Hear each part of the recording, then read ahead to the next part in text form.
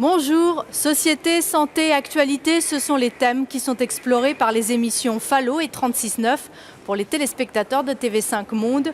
Aujourd'hui, c'est l'équipe de Fallo qui signe les reportages.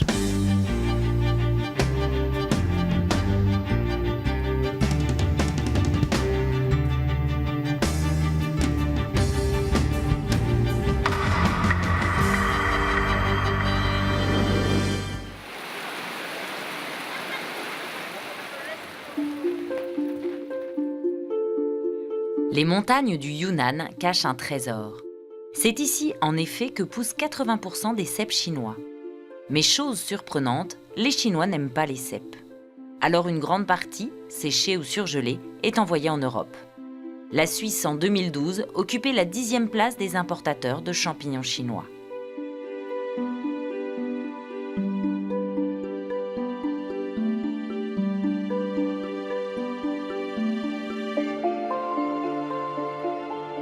Ce sont surtout les paysans appartenant à des minorités ethniques qui les cueillent.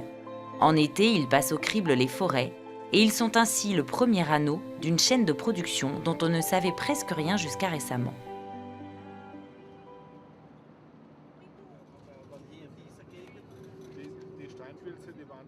Beat Kundig est un importateur suisse.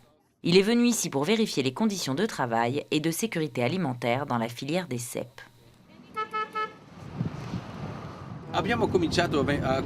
Nous avons commencé à acheter les cèpes ici au Yunnan il y a plus de 10 ans. À cette époque-là, c'était la China State-Owned Company qui vendait tous ces produits. Et maintenant, ce commerce a été en partie privatisé. On ne sait pas très bien comment se fait le processus et où il existe des problèmes. C'est pourquoi je veux voir comment se déroule toute la chaîne, depuis la cueillette jusqu'à l'exportation. Della raccolta fino all'esportazione, come si fa. La durabilité est désormais exigée par toutes les grandes entreprises.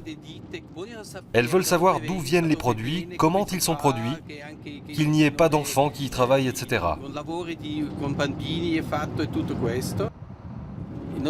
Nos clients, comme Unilever ou Knorr, nous demandent toute une documentation très détaillée sur l'origine et les méthodes de production. Tout ceci est nouveau pour les produits sauvages comme les cèpes.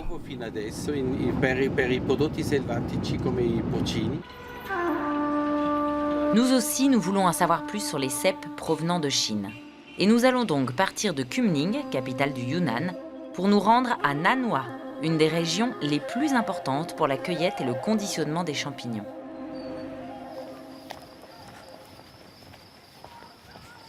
Liao Weiming dirige une société qui exporte 50% de sa production vers l'Europe.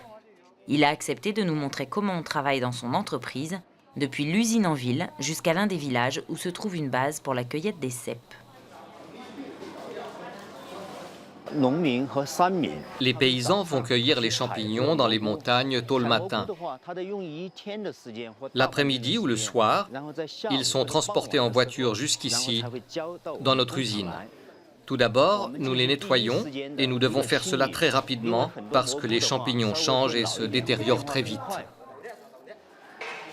Celui-ci est plus aplati que celui-là. Parmi les cèpes, c'est le meilleur.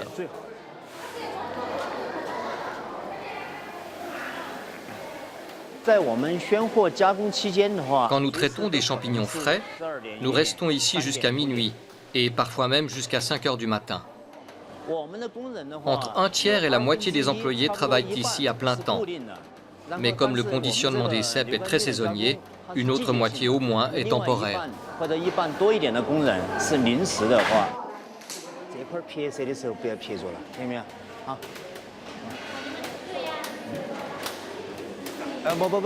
Pas les enfants, pas les enfants. Liao Weiming refuse que l'on filme les enfants qui travaillent dans son usine et il les exhorte à sortir. Nous lui demandons des explications sur leur présence. Chez eux, il n'y a pas d'adultes, alors ils viennent ici.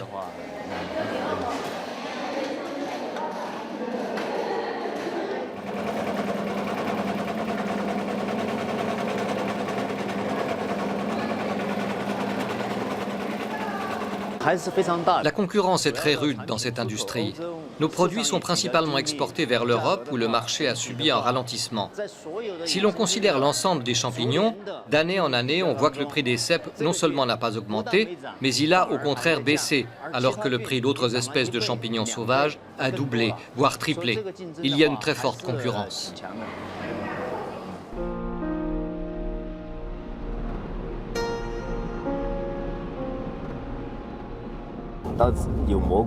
Je vais maintenant vous accompagner dans un village de montagne, voir comment les paysans cueillent les champignons. Ici, nous avons notre base. La forêt est bien gérée de manière à ce que chaque année, nous puissions compter sur une bonne cueillette.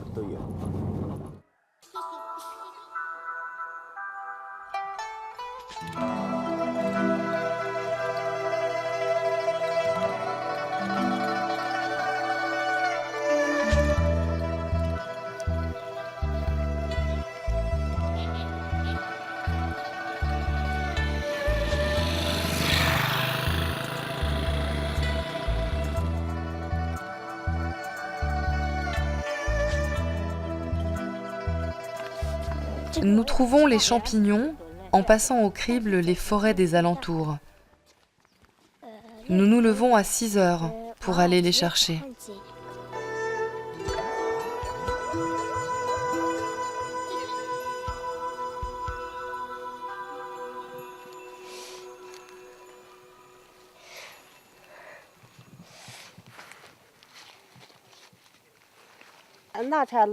Nos ancêtres, nos vieux, nous ont appris quels champignons cueillir et lesquels laisser, lesquels sont comestibles et lesquels non. Cette année, il n'y en a pas beaucoup. L'année dernière, par contre, on en a eu beaucoup plus. Maintenant, il faut aller un peu partout pour en trouver.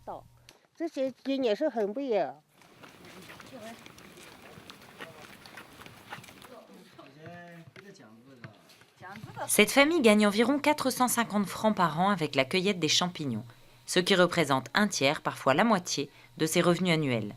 Comme elle, 3 millions de paysans dans 15 000 villages du Yunnan comptent sur la courte saison des champignons pour joindre les deux bouts. Toute petite variation due aux caprices du temps ou à la crise économique européenne met en péril leurs revenus déjà maigres.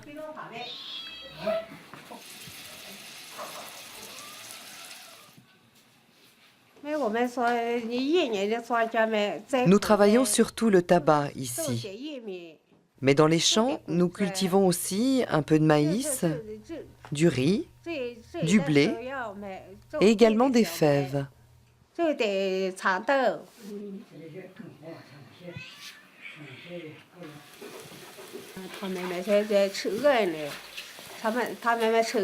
La cueillette des champignons est certainement aussi très importante pour nous. Elle l'est tout autant que la production de tabac.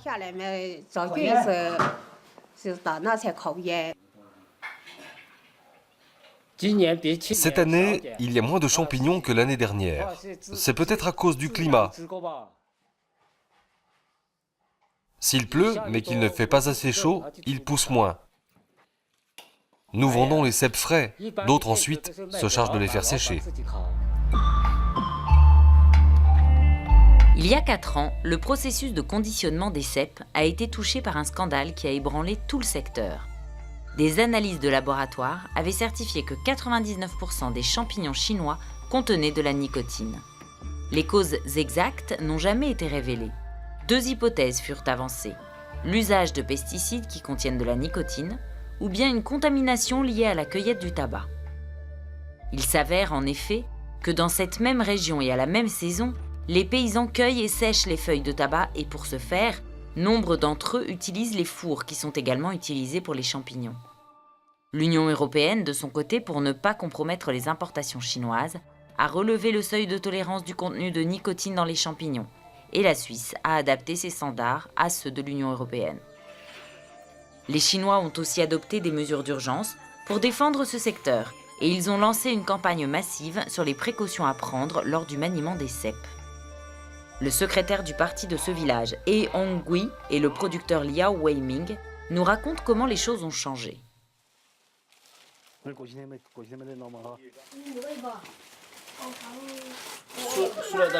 Ces sacs ont déjà été contrôlés.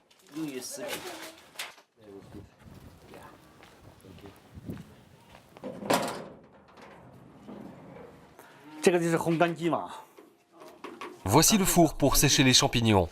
Nous faisons très attention aux conditions d'hygiène. Lorsque nous cueillons les champignons en montagne, nous utilisons des corbeilles et non pas des sacs en plastique. Nous avons dû suivre une formation. Nous ne devons pas contaminer les marchandises. Il faut préserver le goût d'origine du champignon naturel. Ce n'est qu'ainsi que nous pouvons le vendre à un bon prix.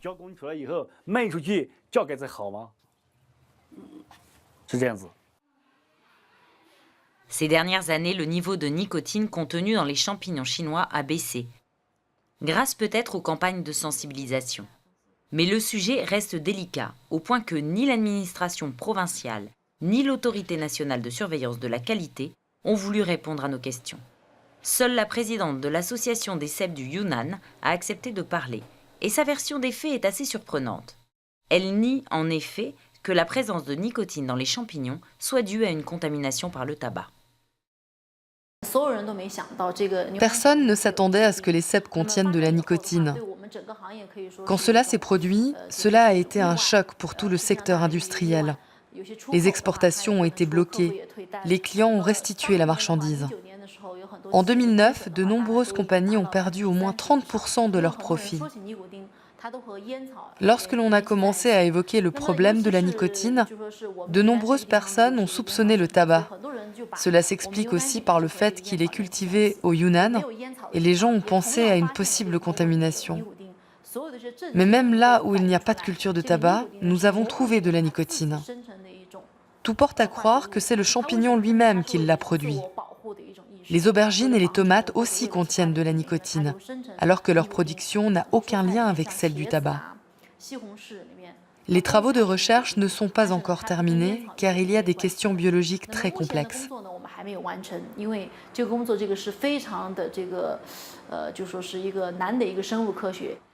Les cèpes sortent en juin et octobre.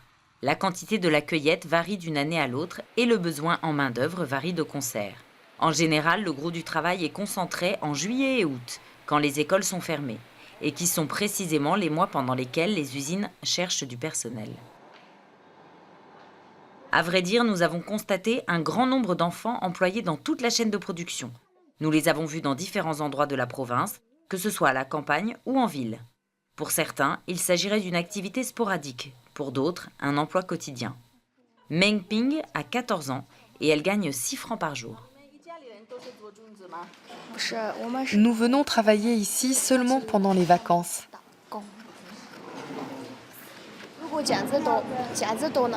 Quand il y a beaucoup de champignons, nous travaillons jusque tard dans la nuit, au-delà de minuit, parfois même jusqu'à 3 heures du matin. Ensuite, nous allons dormir. Nous nous réveillons autour de midi, nous déjeunons, puis reprenons le travail. Nous travaillons plus ou moins 14 ou 15 heures par jour.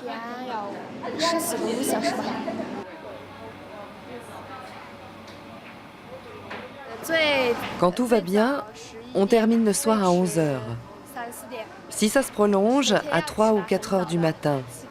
Il m'arrive de dormir seulement 4 ou 5 heures. C'est une évidence difficilement reconnue, car elle contraste avec la version officielle.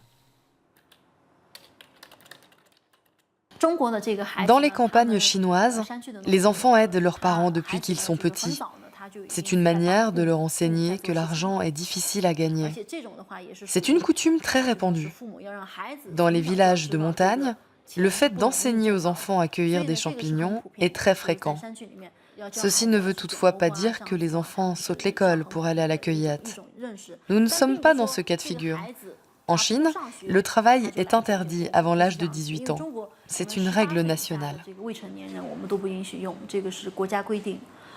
Les clients étrangers, la clientèle de haut niveau, nous demandent de garantir que nos produits n'impliquent pas le travail de mineurs. C'est une règle que nous devons respecter et nous la mettons déjà en pratique. Nous demandons à tous les acteurs de ce secteur de s'y conformer. Au début des années 2000, le business des champignons chinois apparaissait comme une mine d'or, dans laquelle ceux qui avaient les moyens de le faire se sont jetés la tête la première.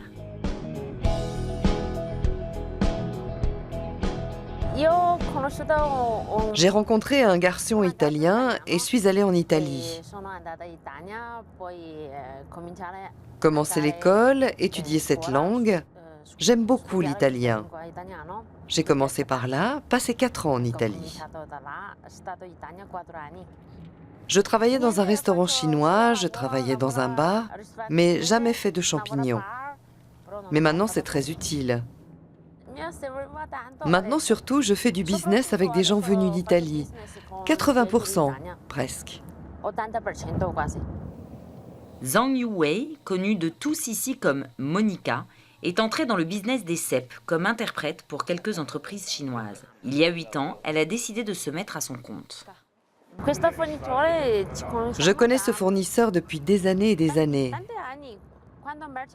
Pour la marchandise, je paye un peu à l'avance, comme ça il suit tout le conditionnement comme je le veux moi, comme cliente.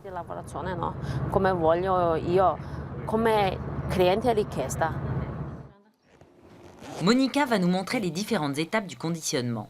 Très diligente, avec un zèle typiquement asiatique. Pour entrer dans l'usine, elle met des vêtements réglementaires et nous raconte comment on prépare les cèpes en saumure.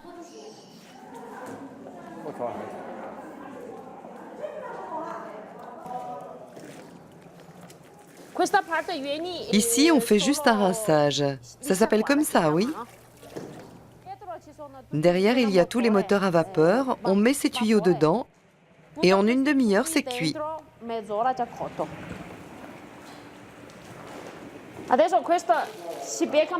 Il lui faut une demi-heure pour cuire.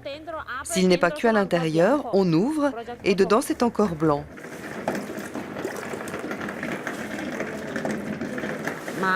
Oh mon Dieu, c'est plein de verres. Nous devons enlever tous les verres, sinon on ne peut pas les exporter en Europe. Si un champignon est véreux, on ne peut pas le manger. Mais nous, en Chine, on dit « si un ver le mange, alors nous pouvons aussi le manger, vu que tous ces vers sont encore vivants ».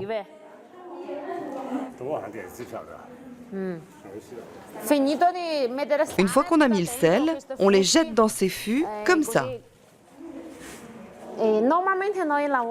Normalement, pour ce travail, nous employons des femmes, parce que les femmes arrivent à rester assises pendant des heures sans problème. Les hommes, au contraire, ont de la peine à rester assis autant d'heures. Nous commençons à 8 heures du matin et nous terminons le soir à 6 heures. Toutes les femmes proviennent des alentours, ce sont toutes des paysannes. En juillet-août, il y a aussi les enfants. L'école est fermée, les enfants sont en vacances.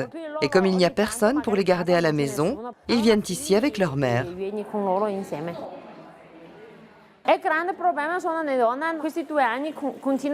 Le grand problème, c'est les femmes. Ces 2 dernières années, les prix continuent à monter.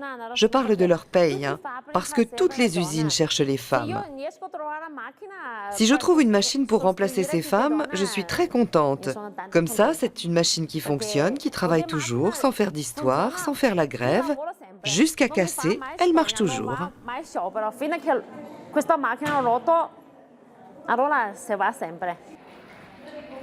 Pendant notre visite, Monica reçoit des appels téléphoniques. Elle a un air préoccupé. Nous n'entendons pas ce qu'elle dit, mais plus tard, quand nous visionnons le matériel, l'enregistrement d'une de ces conversations nous laisse stupéfaits. L'eau de javel peut dépasser la limite? Oui, ça doit être ça. Peut-être on a rajouté trop de javel et la limite a été dépassée, mais j'ai déjà tout rincé. Ils disent, comment ça s'appelle? Acide chlorhydrique ou quelque chose comme ça. Depuis que j'ai reçu ce téléphone, j'ai commencé à tout laver. Si on termine et on passe le contrôle, il n'y aura plus de problème pour ce produit en Europe, n'est-ce pas?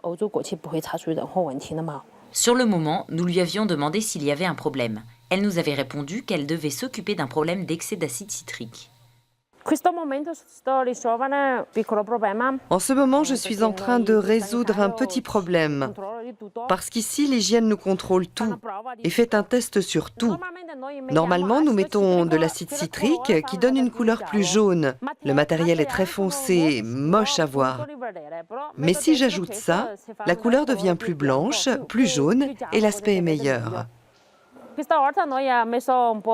Cette fois, nous en avons mis un peu trop, mais nous ne jetons pas le produit parce qu'il est bon. Nous en avons seulement mis trop. Il suffit de nettoyer et une fois nettoyé, tout est en ordre.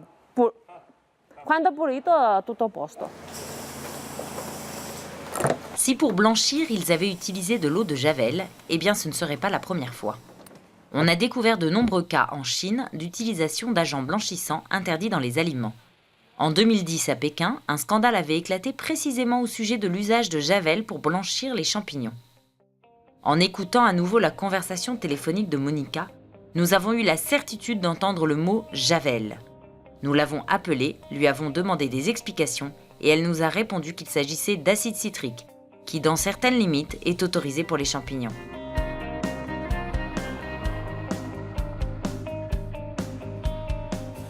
Avant cette découverte, Monica nous avait accompagnés pour visiter son usine. Elle nous avait expliqué que pour la construire, elle avait dépensé 3 700 000 francs. Un gros investissement dans un secteur qui connaît aujourd'hui des difficultés. Conséquence de la crise européenne, alors qu'en Chine, les coûts ne font que prendre l'ascenseur. Monica nous parle aussi des contrôles effectués avant l'exportation. Nous avons beaucoup de passages. D'abord, les femmes coupent le matériel, puis elles font un contrôle de qualité. Ensuite, elles passent le détecteur de métal. Comme ça, on sort tout ce qui n'est pas des cèpes. On ne peut pas contrôler à 100%, mais disons à 99%. Je doute que celui-là soit un cèpe, mais il lui ressemble beaucoup. On ne comprend pas. Alors je vérifie si c'est ce type de marchandise amère. Je goûte et c'est vraiment amer. Ce sont des champignons fous. On peut les manger en Chine, ça se mange, mais on ne peut pas en manger beaucoup. Nos produits surgelés, je mets à température de -15 ou -18. Dedans, il y a 2 frigos. Maintenant, je fais apporter une boîte de marchandises et je te montre comment elle est.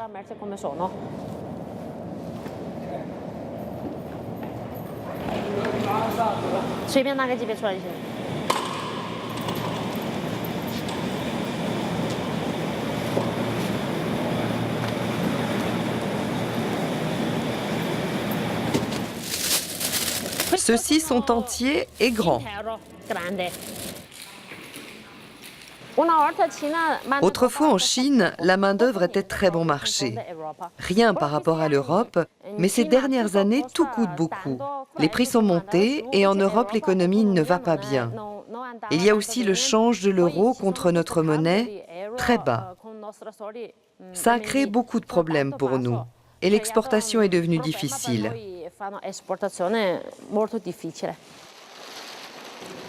Disons sincèrement, il y a quelques années, tous voulaient du propre, de la marchandise en ordre, des degrés en ordre. Mais depuis quelques années, depuis qu'il y a ces problèmes d'argent, les clients aussi préfèrent que ça coûte moins cher et ne regardent plus le reste.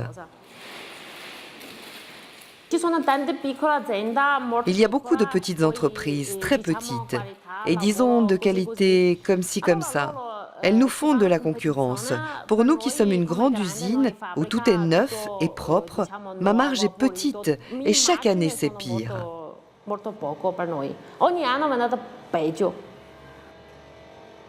Comme maintenant en Europe, il y a cette situation de crise, tout ça fait que... J'oublie le mot. Je regrette. Si c'était à refaire, je n'investirais pas tant d'argent dans cette usine. Je ferais une usine, mais très petite. Le fait d'avoir eu les yeux plus gros que le ventre est un sentiment assez fréquent ici. Ils sont nombreux à avoir investi pour le marché européen, qui exige des standards plus élevés qu'au niveau local, et par conséquent des investissements plus importants. La crise qui a frappé le vieux continent a fait chuter en 2012 les exportations de cèpes de 30% par rapport à l'année précédente. Beaucoup cherchent maintenant des alternatives de marché. Nous exportons encore 90% de cèpes. l'impact de la crise européenne se fait sentir, surtout par d'incessantes requêtes de baisse de prix. De nombreuses entreprises ont pris des assurances sur les exportations. Ces 2 dernières années, nous avons atteint le plus grand nombre de requêtes de compensation. En Chine, l'inflation ne cesse d'augmenter. Nos coûts ont augmenté de 50 ou 60% en 3 ou 4 ans, mais les prix continuent à baisser et les entreprises ont beaucoup de difficultés à survivre.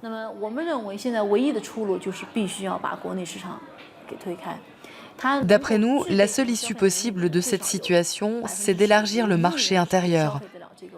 Actuellement, 10% de la population chinoise peut se permettre d'acheter ce type de champignons, ce qui équivaut à 100 millions de personnes. Chiffre qui correspond à une grande partie de l'Europe occidentale. Cela pourrait être une bonne solution. Les gens qui les achètent doivent savoir qu'il y a des millions de personnes qui travaillent dur afin que ces champignons arrivent dans leurs assiettes.